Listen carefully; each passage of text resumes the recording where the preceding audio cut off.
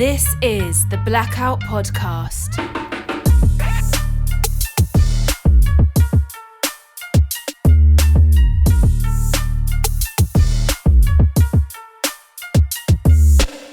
Welcome to the Blackout Podcast, where I get to talk to amazing people that do amazing things. And today I have Alexa Goodman that is working at giving us the chance to live long on this planet.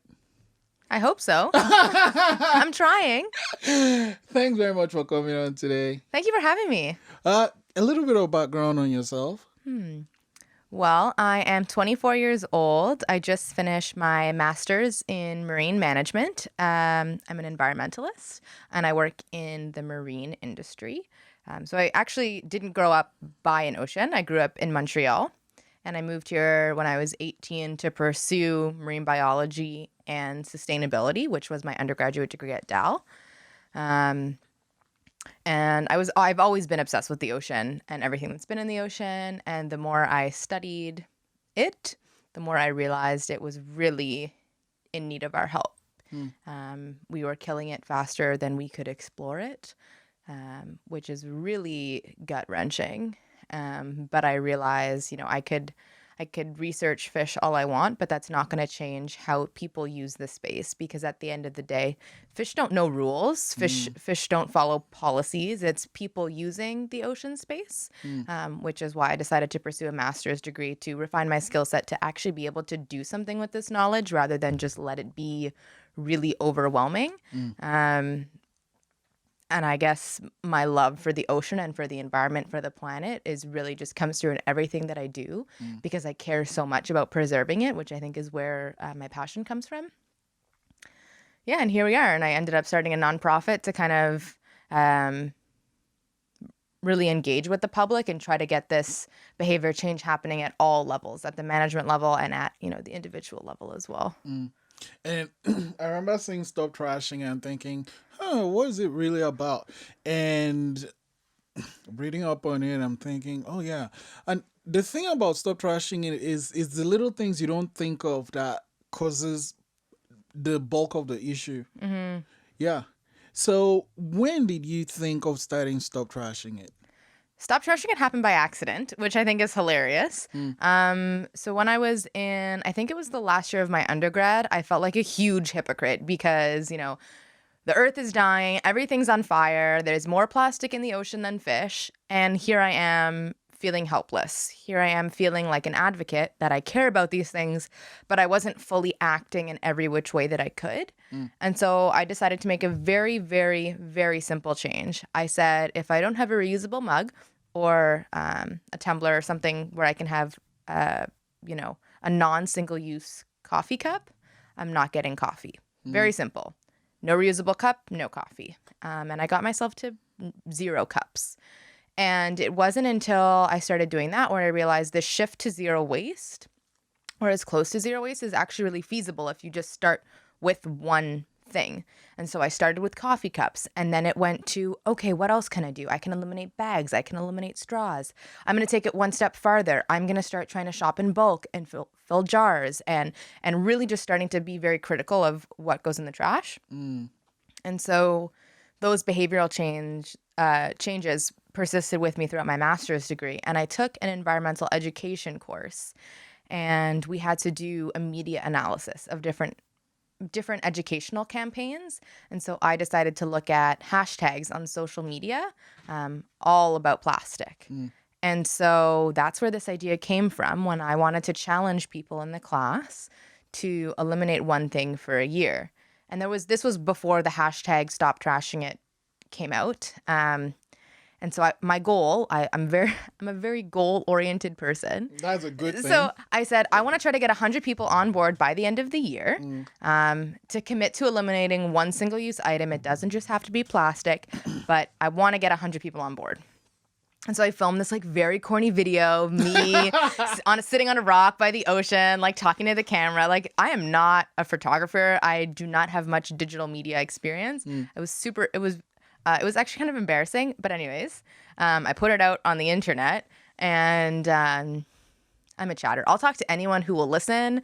And somehow the conversation always comes back to trash. Like I literally talk trash all the time, but in a more positive way. Yeah. And I met Ruth McMullen at a party, and she does the Optimistically Depressed podcast, which is also a fantastic podcast. And we were chatting, and I told her about this idea that I had of this pledge. And oftentimes, I feel like as a young woman, especially a scientist, an academic, I feel very insecure about my ideas. And so when someone thinks an idea is good, first of all, I usually don't believe them. But she was the first person who really instilled, like, you should try to make this bigger than just this. And so she encouraged me to meet her husband, Sean McMullen. I met him the next day. He saw the video, and he's a photographer and a videographer. He saw the video and he said, I want to help you make this better. Like, let's blow this up a bit. So he refilmed the video. We went to the Otter Lake landfill facility. He filmed an incredible promo video. And we launched on social media. We came up with the name. We came up with the branding. And he was the one who really was a catalyst in saying, like, you know, to get 100 people to sign up for something, they're either going to sign up because there's a movement behind it or because it's led by you. And, like, I am not a social media influencer. I'm just like this, you know, plant-loving person who bops around and, like, talks about the environment. So we launched Stop Trashing It, and that started in June, and we now have, I just checked, we're almost at 570 followers on Instagram. We have over almost 150 pledge participants, and we're still growing. We have a ton of events planned for the summer, for Oceans Week, and we're really trying to shift this awareness into action. I feel like we're at this day and age where I feel like it's undeniable that we have a problem. We have multiple problems with how we treat things and how we treat the environment. But we oftentimes don't see the connection between our lives and what we do on an everyday and how that affects the bigger scale of things. Because we really do exist in these little bubbles of our own ego and very not self-aware. So that's where I'm very passionate, is trying to get people to realize how we're all interconnected and how it's not just you on the planet. We are the planet. And this whole there's no planet B thing. I remember you saying that, and I'm thinking everyone's trying to go to Mars and stuff. That's stupid. I feel like we're so keen to just forget what we have. We're so not grateful that we have this planet that supports so much life, that is blue, that has green on it. We're ready to go to a planet that's red and you can't even breathe on it. That's stupid. It's stupid. And, like, you would spend so much money and so much time. Like, it would take you over, I don't know how long it would take. I'm assuming it would take several months at least to get to Mars. At least. And then have you seen the movie The Martian? Yeah. Where, like, he tries to survive and everything just goes rogue. I feel like it's just a bad idea. Let's just work on fixing what we have, or at least trying to adapt. Like, at this point, we're going to see the changes that we're going to see in the next 10, 15, 20, 50 years. We can't slow it down anymore. We are, like, way past the tipping point. But we can prepare ourselves, and there are things that we can do to slow it down. I mean, we'd need to see drastic changes in CO2 reduction for the climate to stop warming. The climate is going to warm. It's inevitable, but we can change our behaviors, and we can start making better choices. So why do you think it's difficult? Two things. Why do you think it's difficult for people to understand or to accept? Why do you think climate climate change deniers exist? Why do you think? Okay. Because I think the first thing to recognize is that weather and climate are different, but weather feeds into climate. Weather is what we experience on a day-to-day. Outside today, it's sunny, it's windy. Climate is a combination of weather throughout the year. So if we looked at an average of, you know, on this day last year, the year before that, the year going back in time, maybe over the time we would see an average increase of a degree or two. Granted, the scale is what's the problem. So climate change is a natural thing. Over very long geological timescales, Climates change, right? At one point, the planet was super hot. At one point, it was really cold. It was covered mostly in ice, and it oscillates. That's natural. That's what the planet does.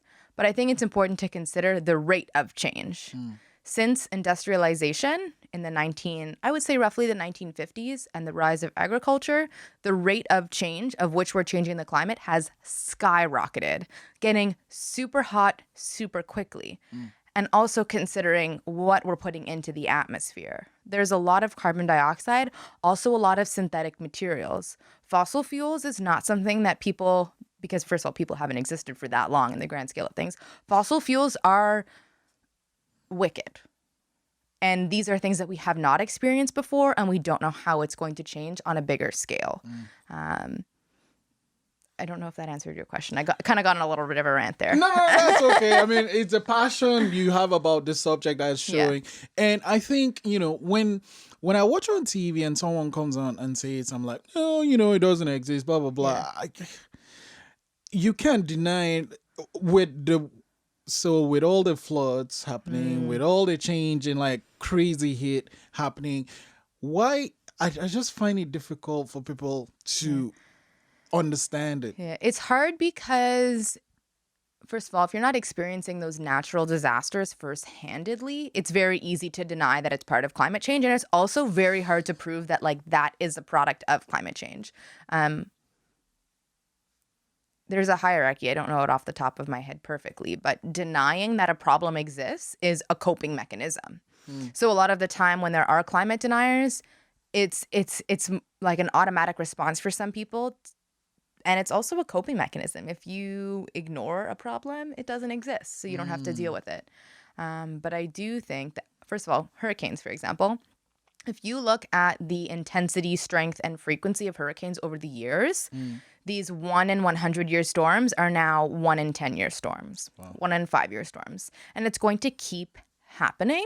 Eventually, there will be no way to deny that it is from climate change, right? We know what causes hurricanes. It has to do with warming oceans and warming air temperature and how all of that interacts over the ocean. That is a result of temperature and a result of climate change.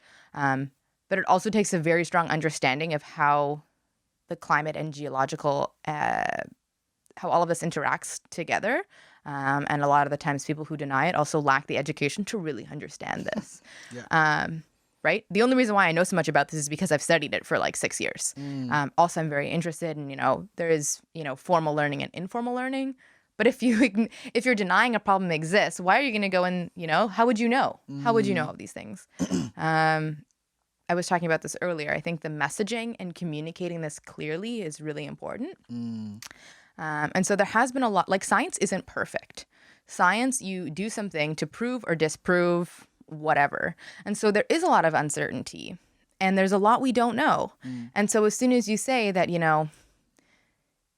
the sea level is going to rise, 10 meters in the next 10 to 50 years, but we don't know how long. So, that's a future problem. There's too much uncertainty. You can't pinpoint the exact answer. Well, of course you can't. You're trying to average something out across. You're trying to predict the future. That's super challenging. So whenever there's some degree of uncertainty and there's no direct pinpoint answer, it's very easy to deny. It's so much easier to deny and to ignore something than to accept and have to change. Nobody wants to change. And then that's the other part of my question, coming to change. So whether they accept it or not, the fact is it is happening. Why is it then also, or why do you think it is a little bit difficult for people to not buy into, but start doing things that would help? Because you have to change. And we are a society that loves convenience. Even just in the past 50 years, we are doing so much more than ever before, and we need things quickly because we live very busy lives. For the coffee cup, for example, going back to that, 50 years ago, the single-use coffee cup was not a thing, right? You'd have your drink at home, or you'd bring a mug with you, maybe not a reusable mug at the same scale, but now we're always on the go. We're doing so much. It's a convenience thing. And if you talk to, the older generation, this plastic problem, this single-use problem wasn't a thing. We are actually having to go back to what it was like before all of these really easy, convenient commodities came to be. Takeout, for example, that was not something that my grandparents would have done. That was not a thing. You ate at home, right? But because we live these lifestyles that are changing, we have changed as a society, all of these things change along with it. So in getting people to change, you're fundamentally compromising the way in which social culture and society has become set up. Environmentalists and people who are actively trying to do all these things are going against the grain. And it is, at first, it is harder because you are changing your lifestyle. It's once you get into it, it's actually quite easy. A lot of people also talk about the costs associated with changing. Renewable energy, green energy is more expensive. Yes, upfront, those types of technologies will be. You have to invest in it. But there is the money that you spend now is, first of all, going to significantly outweigh the cost of remediation and what's to come. It's going to cost more down the road to change our energy sources than it would be to change now. But politicians operate on short time scales. We're not looking at 10, 15 years. We're looking at, how do I get reelected for the next election? But I think at the individual level, when you opt for a zero waste lifestyle, you're actually saving a lot of money.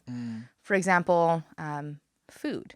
If you are really apt to have not a lot of food waste and not do takeout and you're cooking at home more, you're going to be saving money. It's less expensive and there's also less waste. I think another really great example is menstrual products, for example. Women have to buy all these things, but if you have a reusable whatever, if that's a menstrual cup or a pair of, Thinx underwear, you're going to spend more money up front. But you won't need to be constantly spending $20 every month on these single-use products that we're told that we need. And that we're led to believe that this is what we need and this is what we should be doing. But what if we had this all wrong? Which I do think that we have. You're talking about the single-use products. I think what most big corporations have working for them is their marketing, right? I was actually talking about this with a friend earlier, and marketing is effectively changing a person's mind and telling them this thing is perfect for you, even if it's not, whether it is or not, it doesn't matter if it's correct or not. And I think this corporation over the years have gone really good at doing that. And people on the other end of the spectrum where we know things are going down the tubes, but we have possible solutions, right? I think the way the message is being delivered or how it's actually even created causes a disconnect. Or once they bring out that message, have you seen any new ad from say Mobile or any oil company? Have you seen it? It's genius. They're not saying we make oil and stuff. They're saying we're taking care of the planet. So they know that, people realize, fossil fuels are bad. But to now advertise their new advertisement, it's like, oh, look at these people in the lab. They're looking for better ways to take care of the planet. They are, and then they show a nice green lush place. And then we are working on renewable energy, but on the other hand, they are doing what they are still doing. Yeah, you know what that's called? Greenwashing, right? This wave of marketing to appeal to showing that you're doing something good, but it's not actually true. I was in a Bell Alliance store the other day, and they have pictures behind the cash, and it was this woman drinking. First of all, which is this irks me so much, drinking from a plastic cup with a metal straw, like a single-use plastic cup with a metal straw, which I think is hilarious because people are like, oh, I don't use a plastic straw anymore, but I'm like, this is still a single-use product. And so this also highlights a very interesting point. There are a lot of single-use compostable biodegradable plastic alternatives or single-use alternatives that are actually still trash because there is no regulation on what you put on your product. So you could have, a plastic cup that says compostable and maybe it's made from some plant derivative. But at the end of the day, you cannot put that in in the composter. I was at the HRM compost facility out in Burnside yesterday, and those plastic biodegradable forks, spoons, and all of that, people put them in the compost because they say that they're compostable, but they're not. Like, if you think about it, the facility takes 90 days to turn over the natural organics as well as paper and other products into soil that gets used for landscaping, flowers and grass and whatever. You cannot put plastic in that. It doesn't matter if it's biodegradable. You need to melt it down into something. And at the end of the day, you're melting it down into a liquid. What is that good for? I think we're fooling ourselves in shifting from one single-use product to another. Single-use is a problem. It doesn't matter what it is. Even if it's a bamboo compostable alternative, that's still taking resources, that's taking energy, that's taking water. We need to be shifting away from single-use everything. It doesn't matter if it's recyclable or if it's compostable, because there's also flaws with recycling. We fundamentally need to change our habits to go towards reusing things and repairing things. Point blank. Wow. So, how do we start? Well, first, I think the no reusable cup, no coffee, that I think is a great place to start for a lot of people. But what does that mean for Starbucks and Tim Hortons? That means just bring your own mug. Bring your own mug. It's as simple as that. I'm sure you have one lying around your house that you just need to make the effort. And eventually, if you always try to do that when you leave your house, eventually it'll become second nature and you won't even have to think about it. Wait, you can't use that in the drive-through though, right? If you tell them when you're going through that, you have your own cup, they might fill it up. Although the problem there is that a lot of the times they'll put it in a single-use cup before. Is it really that bad if you have to get out of your car to walk in? I'm sure you're not hitting your step goal every day. You can get out of the car, right? It doesn't matter how cold it is. It's 3 steps. And that also plays into it, right? We are compromising our health in so many ways. Just get out of your goddamn car to go fill up your coffee. Is it really that hard? Yeah. Also, water bottles. This isn't the same in every part of the world, but here in North America, for the most part, there are some First Nations communities that don't have access to potable water. You can drink the tap water. Yeah. There is nothing wrong with tap water. We are so blessed and so lucky to be living in a place where you can walk anywhere and turn the water on and drink it. Not to mention that you're drinking out of a plastic water bottle that you don't know what chemicals are in that. Granted, there's chemicals in everything. Water bottles are largely unnecessary. That's not the same everywhere. That is true where we are here. Those are the most basic things that you can do. I think it comes down to refusing single-use items. So whenever I'm somewhere, I say no straw, please. I don't think I need a straw. And I bought a bunch of stuff here. I carry in all of my bags. And this is a t-shirt, right? Yeah, this is a t-shirt that I learned how to turn into a bag. And it's super easy. Cut off the sleeves and then you can cut the top part. But I left the top part on because I thought it was kind of cute. Yeah, it is. And then you just cut the bottom into strips. I have a tutorial on Stop Trashing It, just a series of photos. And then you tie them together. And then so I tied it inside out so that way the knots are on the inside. Okay. But yeah, refusing single-use items, plastics, and other stuff. So when I go to the grocery store, rather than using those produce bags, I use these. So I'll put my apples in here and my lettuce. Instead of using Ziploc bags, I have little reusable bags. You can also use Tupperware containers. But with the straw, you can get a few alternatives. Metal and bamboo. Take them with you. Put it in your bag. Keep it in your car. Also, half the time you don't really even need straws unless you have an accessibility issue. But I keep one of these. It's a multi-tool. It's a spoon, fork, and knife. and I just keep it in my bag. So if I'm out doing takeout, I just say no utensils. I don't really do takeout much anymore because of the waste associated with it, but for the most part, there are very easy things to swap out.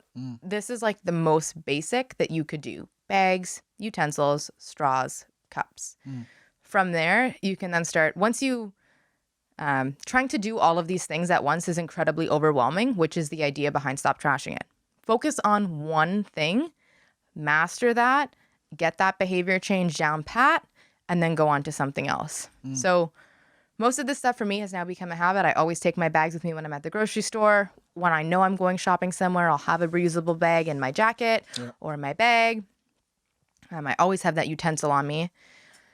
But now for me, it's food and personal hygiene and cleaning products. You can make a lot of this stuff yourself, or you can refill a lot of this stuff. For example, soap and shampoo, you could refill your bottles at the tear shop.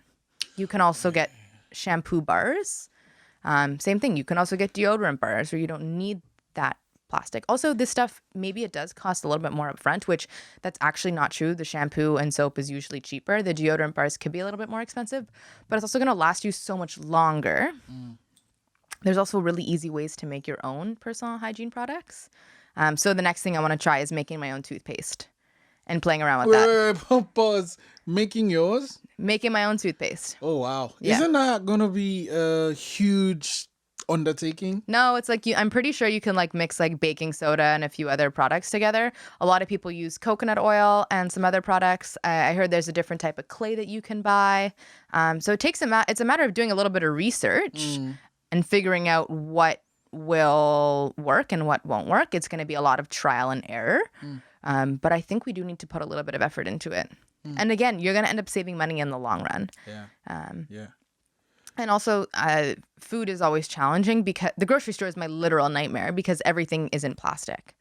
And not all plastic's recyclable. We're also playing ourselves into thinking that recycling is the answer. Recycling is not the answer. Out of all the things you can do, recycling is like right above sending something to the landfill. Oh, wow. Yeah. There has to be a market for the recyclable products.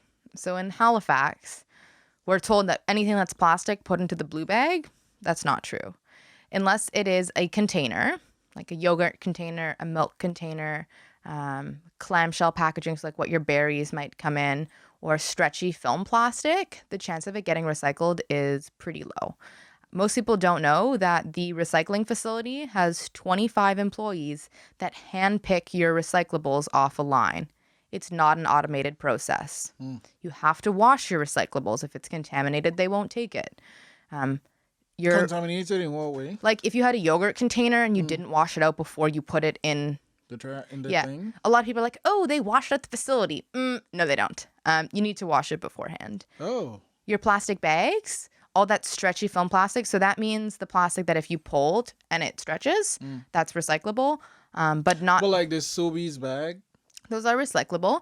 And you want to tuck all of those plastic bags into one bag. Because, right, if someone has to go pick something off a line, they're more likely to pick up something that's bundled together already. So I also don't think recycling is the answer because a lot of stuff doesn't actually get recycled. And even if it does, there has to be a market for it. Where is it getting sent? That takes energy if it's going overseas, which largely doesn't happen anymore. Nova Scotia actually has a very good recycling system. We're quite lucky. But it also takes, to turn a plastic product, recycle it into something else, takes energy and takes water, right? So if we can just avoid that waste, we're already lowering our environmental footprint significantly. So I started doing, for example, like any products that I would get in packaging. Is there a way that I could get it without packaging? Can I fill up a jar somewhere? You can take jars to Bulk Barn, jars, Tupperwares, anything. You can take that to Bulk Barn. They can weigh it for you and you could fill it up. Also, the Tear Shop on Cornwallis Street, another really great spot. They have fantastic products. It's a coffee shop, a community space. Again, that shop is all zero waste. I remember going to that store and seeing they have this sign on the back that says how many cups they've saved since. It's like thousands upon thousands. And so that shop doesn't even offer it. And so Kate Pepler, the owner of the shop, she is also a College of Sustainability graduate. Such an inspiration. But she told the story where someone came in and wanted a coffee to go. And she was like, well, we don't have cups. Just take this mug. And this person was like, this mug? I'm not going to walk down the street with a mug. That's crazy. And then, she was like, well, this is what we do here. And they stopped in their tracks and said, well, I guess I have time to sit down and drink this for 5 minutes, right? Most of the time we're so go, go, go, go, go that we don't actually take a second to just chill for a little bit. I'm guilty of it too. But making those little changes and slowing things down, taking the time to use your refillables will make a huge difference. I'm going to sidetrack, but I'll come back to this. Because we've not talked about the cool thing on your Instagram. You're showing pretty much the bottom of the ocean. What are you working on now? What's that project about? That project. Yeah. That project. So I'm working with Dalhousie University and Nova Scotia Community College, NSCC in the ocean mapping lab. They have hours and hours and hours of video footage from the Bay of Fundy seafloor, as well as other areas in the Maritimes. I'm just looking at the Bay of Fundy, and I'm going through all this underwater video footage to categorize the type of marine litter that I'm finding on the seafloor. It sounds more exciting than it is. It's basically very dark, fast-moving sand. Sometimes the camera flips upside down, and you don't know what you're staring at.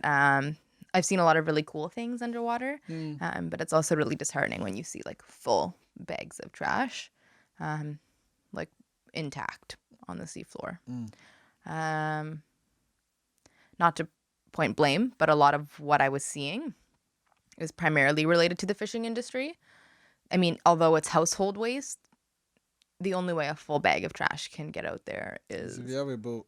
Is dumping. But that's not true everywhere.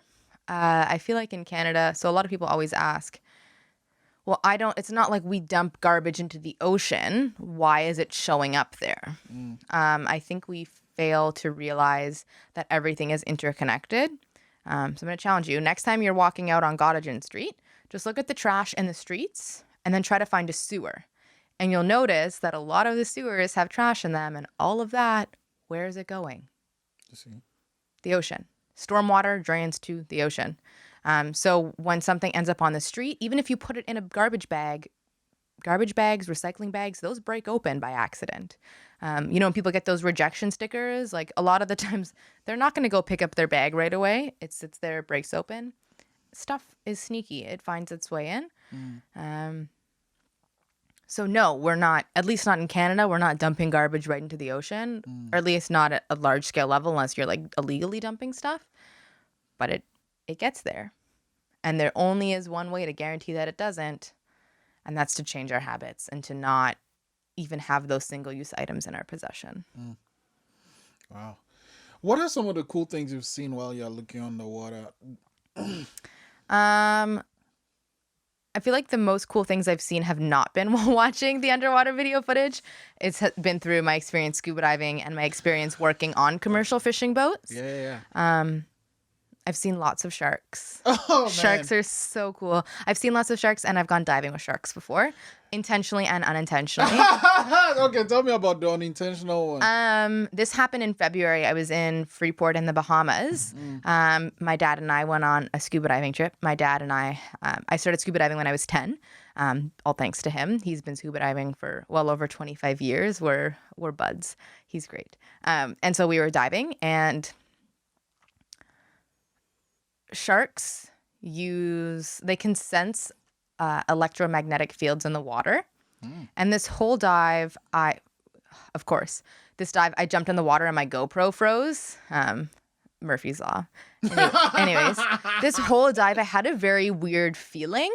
Yeah. I felt like the hairs on the back of my neck standing up, and I kept on looking out into the distance. I always do that when I dive because I'm always like, maybe there's a whale, maybe there's a shark, who knows? And sometimes your eyes play tricks on you down there because you want to see something.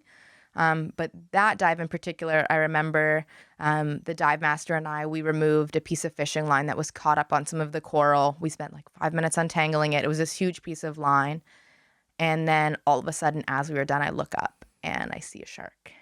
And it wasn't just one, there was 5. What? Yeah. And so because they can, well, first of all, I should disclaim that I didn't know this, but there were other divers that were spearfishing a little bit farther away, a little bit deeper down. And so they could smell the blood. They can sense when there's, a wounded animal in the water, right? Sharks feed on the weak and the sick. And that's why sharks are so important to healthy ecosystems, because they're killing off the most non-fit of any population. So it actually then sharks lead to healthier fish stocks because they're eating off the ones that are sick and dying. But anyways, so they were all really worked up because they were hungry. They smelled blood, whatever. And they were circling us. And I don't really get nervous. And I knew that they wouldn't, I wasn't worried about it. But because they can sense,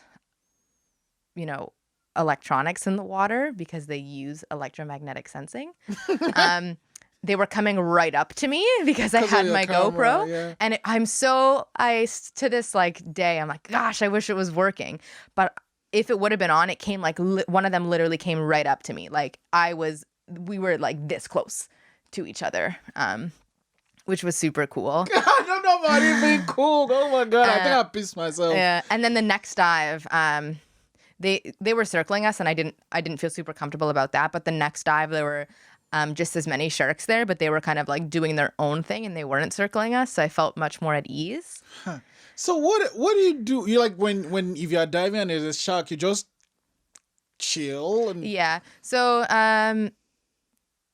if you seem aggressive, then they might approach you. What is seem aggressive? Because I wouldn't. You're panicking. I wasn't panicking. So when the shark did approach me, so if you a lot of the time, right, we have hands. If we're curious about something, I can touch it and see what it is. Sharks don't have hands. So what are they going to do? Sometimes, a lot of the times, shark attacks happen out of accident because they're like, what is this? Is it a seal? Is it a human? I don't know. I'm going to taste it and see what happens. And we don't taste good, right? So they'll likely spit you out. So, but also if you can, so for example, when this shark came up to me, I was a little nervous. I had my GoPro and I just kind of went like this and pushed the shark away, and that was it. And it just kind of left me alone. But you have to know that, right? If you push them by the nose, right under their nose, they'll go away. But you have to know that you need to show that you're the boss rather than trying to see if you're a seal or not. But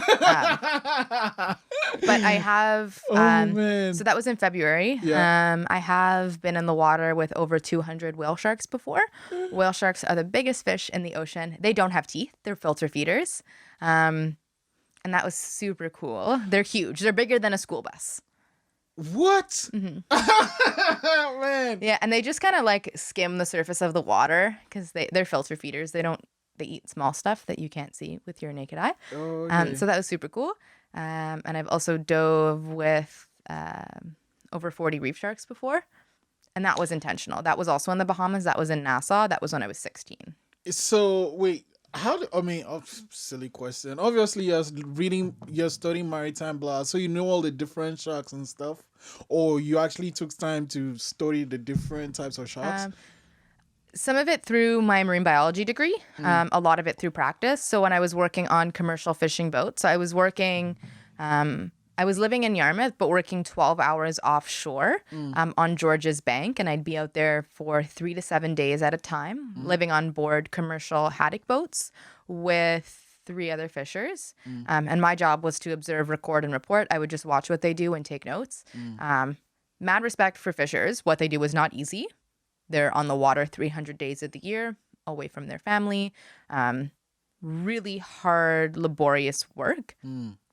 And so because they're big nets that go down to the bottom and they're scooping up fish, sometimes they scoop up sharks. And so I was able to see quite a few. They all get released, mostly unharmed.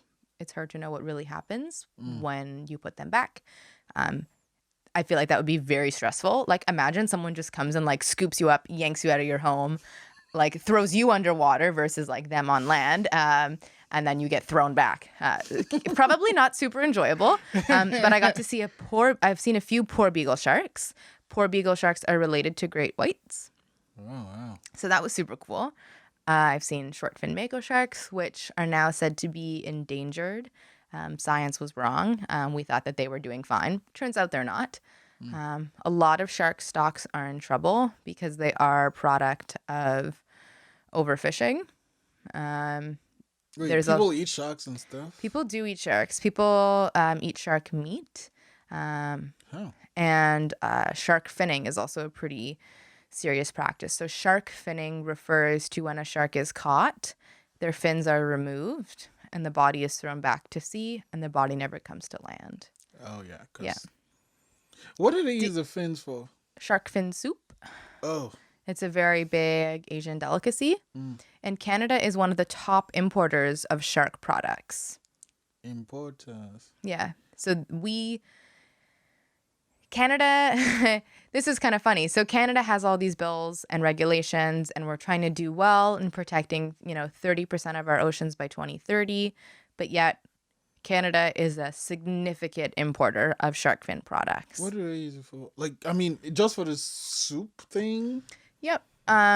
Different delicacies, symbolic markets. Yeah, it's very, Wow. yeah. That's interesting. Obviously, I never knew that. There's two really interesting documentaries out, which I'll recommend everyone watch. Shark Water and Shark Water Extinction. Isn't that what the guy died making? Yeah, Rob Stewart. Rob Stewart's one of my biggest heroes. I was really shook when he passed. He's Canadian. He's from Toronto. Also super cool. The way it was a scuba diving accident, a lot of things went wrong for him to get there. Yeah. So he was actually, he was trying to film some footage for Shark Water Extinction. I watched I have goosebumps. Yeah. That's why I kind of just jumped in. I watched this documentary where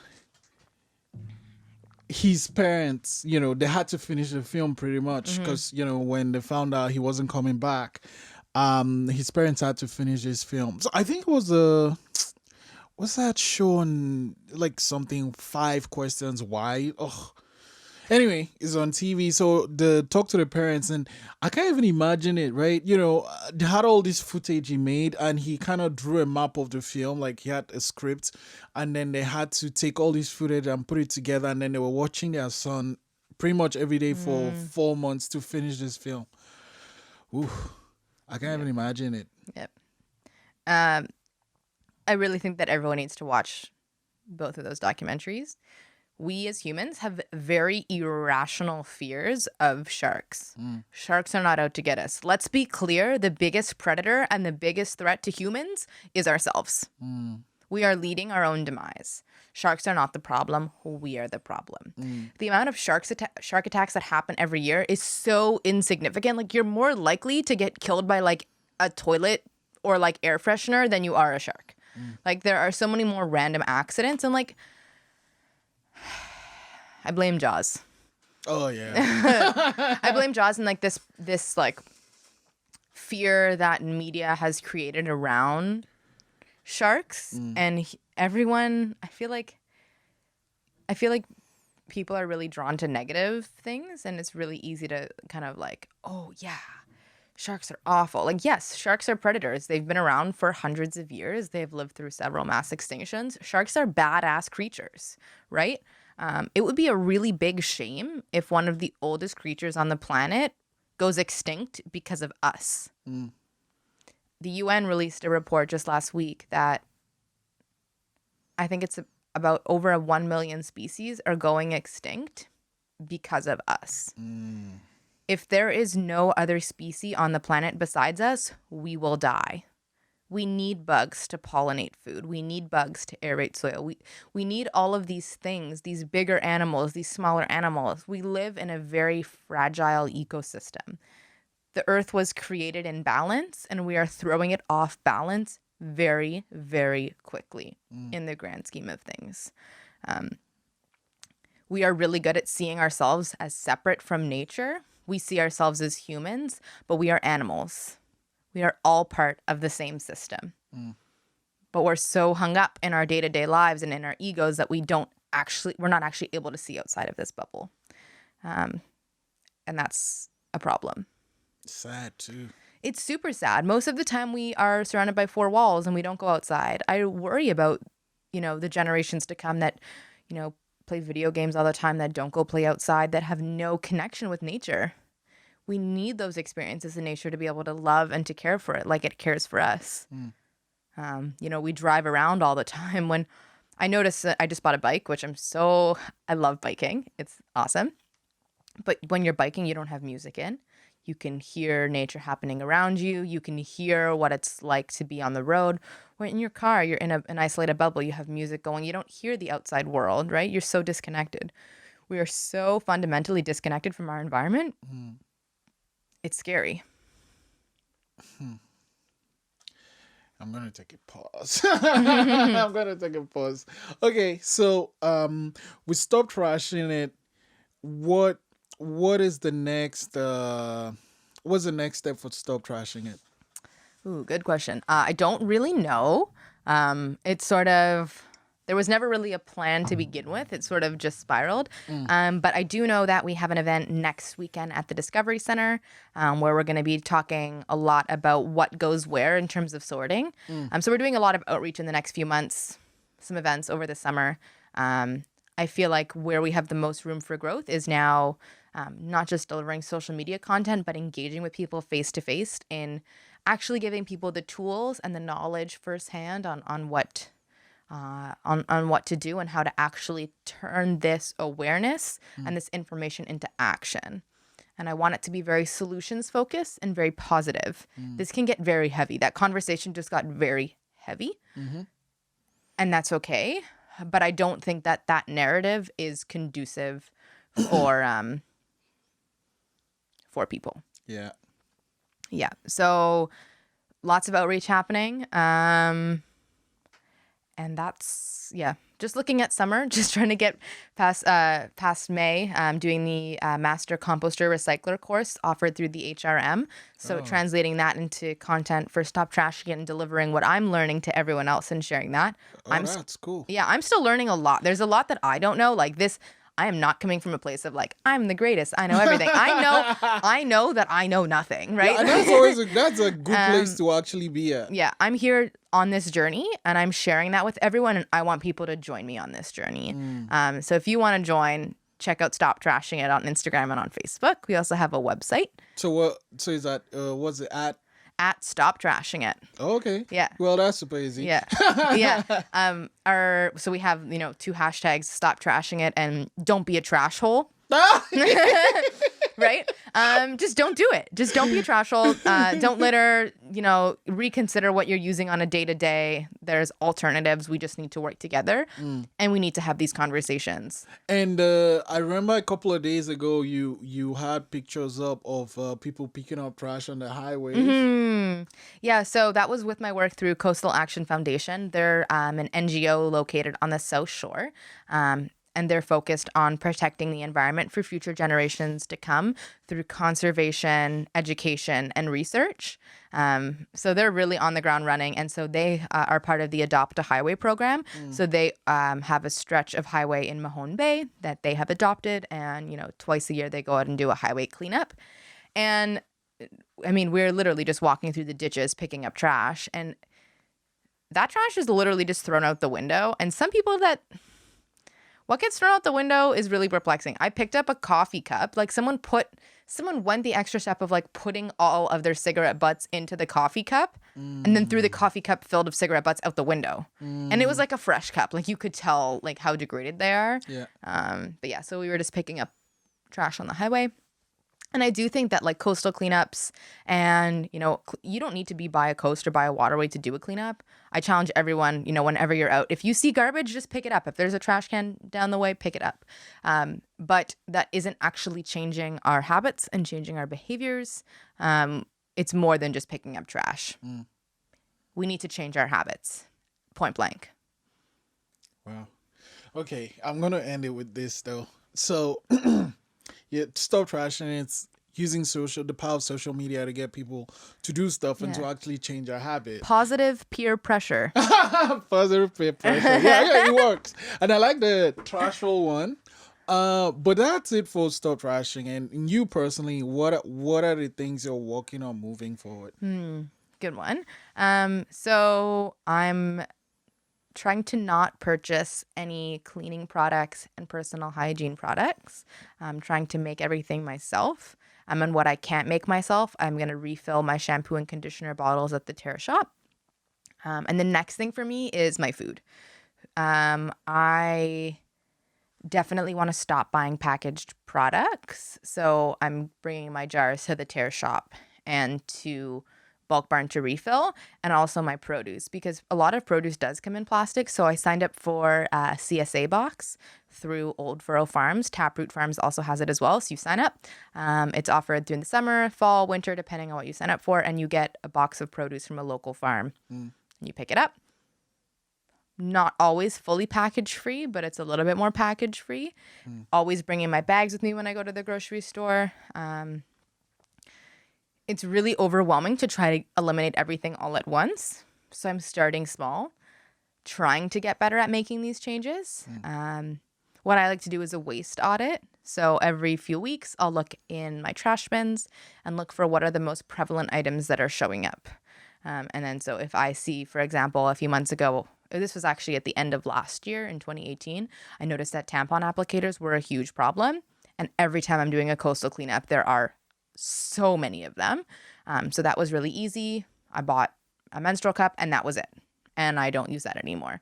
Now the next thing I notice is like when my dental floss is up, I'm going to buy compostable dental floss, which you can get at the Terra shop on Cornwallis Street. So it's like just looking in your trash and seeing like, what's showing up quite frequently? What can I get rid of? Beans, for example.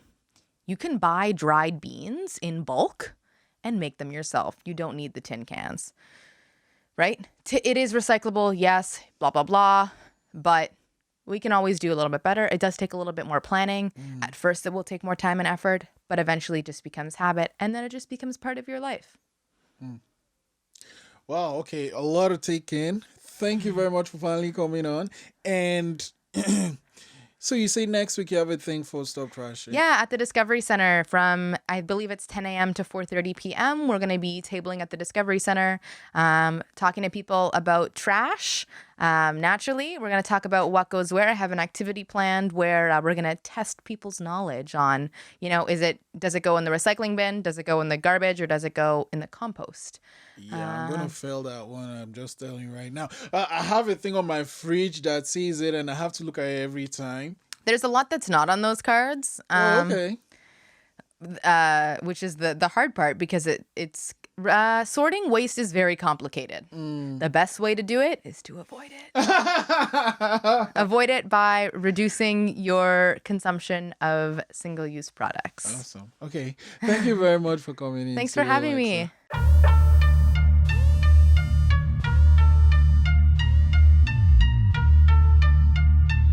This is the Blackout Podcast.